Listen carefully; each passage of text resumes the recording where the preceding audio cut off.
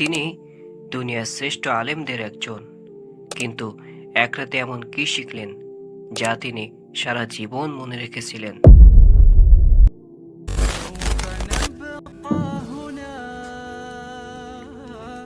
বলছিলাম ইমাম আহমদ ইবনে হাম্বল রাহিমাহুল্লাহর কথা। তিনি 780 খ্রিস্টাব্দে বাসরা, বর্তমানে ইরাকে জন্মগ্রহণ করেন। ইসলামের ইতিহাসে একজন অত্যন্ত প্রসিদ্ধ হাদিস বিজ্ঞানী ও ফকিহ ছিলেন ইমাম আহমদ ইবনে হাম্বল রাহিমাহুল্লাহ। একদিন তিনি হাদিস সংকলনের জন্য প্রচণ্ড শীতের রাতে শহরে বাহির হলেন। হঠাৎ পথ চলতে চলতে এশার নামাজের ওয়াক্ত হয়ে এলো। তখন তিনি পাশের একটি মসজিদে এশার নামাজ আদায় করলেন। নামাজের পর তিনি ভাবলেন, রাতটুকু এই মসজিদে কাটিয়ে ফজরের নামাজ পড়ে আবার হাদিস সংকলনের জন্য সকালে বাইর হবেন। কিন্তু মসজিদের পাহারাদার তাকে থাকার অনুমতি দেননি। তাই তিনি সেখান থেকে বের হয়ে প্রচণ্ড শীতের রাতে পথ চলতে থাকলেন। তিনি দেখতে পেলেন বাজারের এক কোণে একটি যুবক একটি রুটির দোকান নিয়ে বসে আছে। যুবকটি গরম চুলাতে রুটি সেক দিচ্ছে।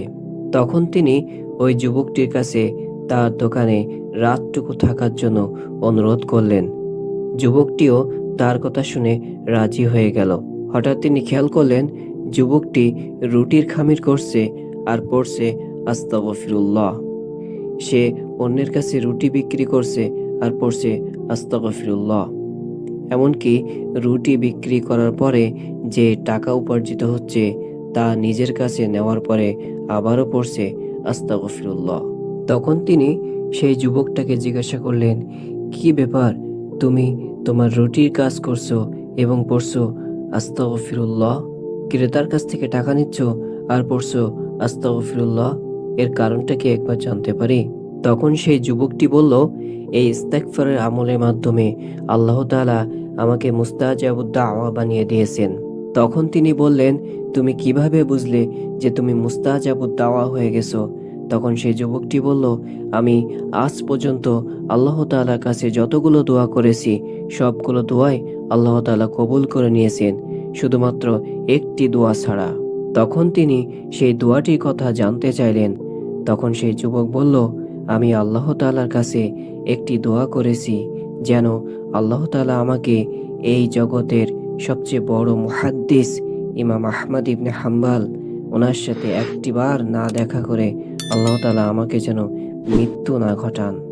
যুবকটির এই কথা শুনে তিনি অবাক হয়ে গেলেন এবং তার চোখ দিয়ে ঝরঝর করে অশ্রু চলে এলো। তিনি বললেন, মহান আল্লাহ তাআলা তোমার এই দোয়াটিও কবুল করেছেন। আমি হলাম সেই ইমাম আহমদ ইবনে হাম্বল যাকে দেখার জন্য তুমি এতদিন অপেক্ষা করছিলে। এই কথা বলার সাথে সাথে যুবকটির দুই চোখ দিয়ে অশ্রু চলে এলো। তখন সেই ইমাম আহমদ ইবনে হাম্বলকে জড়িয়ে ধরে আল্লাহ তাআলার শুকরিয়া আদায় করলেন।